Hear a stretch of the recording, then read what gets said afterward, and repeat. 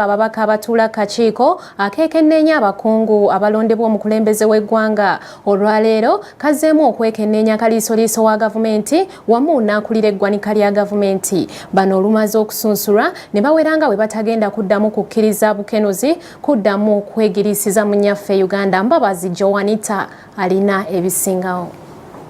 Zibadde ssaawa 4:30 kaliisoliiso wa gavumenti ng'era yalondeddwa okudda mu yaafiisi eno Irene Mulyagonja n'akulira eggwanika lya gavumenti Keith Mwakanizi ne beeyanjula eri akakiiko akasunsiza aka paalamenti okubuuzibwa kajjogi w'ebibuuzo naddala ow'emirimu egya yaafiisi ze bazzeemu okukwasibwa. Mwakanizi bw'ayogeddeko naffe ku biki by'anaatandikirako mu ofiisi eno nate era atunnyonnyodde nti okulwanyisa obuli bw'enguzi bulina okugenda mu maaso kuba balina okunoonyereza n'okwanika abo bonna abeenyigira mu bukenuzi. The reforms have introduced on payroll have largely cleaned the payroll. And as you know, elsewhere, and I've challenged everybody, if you know where they are going, bring them and see whether they will not take disciplinary action. It's largely clean now. And there were many costs. Remember that we saved 300 billion when we carried the reform. We have cleaned the payroll of pension and gratuity.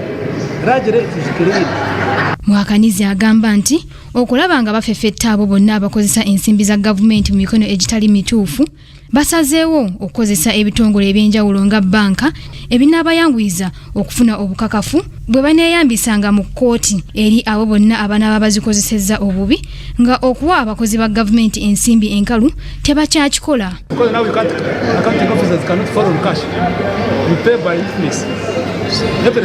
Information stay there. We kept cash. You see cash anymore? There is no more cash.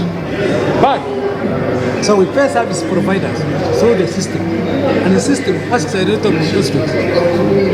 But it is also good for auditing and for evidence to go to court. Wabula Mwakanizi ayongerako nti olutalo lwa South Sudan lukosezzaamu ebyenfuna by'eggwanga kubanga Uganda ebadde efuna kumpi nga obuse obusuka mu busatu kyokka nga kati zikiridde ddala nga ziri mu buwumbi nga 7. Ye kaliisoliiso wa gavumenti Irene Mulyagonja tiyasobodde kwogerako naffe. Joanita Mbabazi, Kingdom TV, amalindirire. This is Kingdom TV.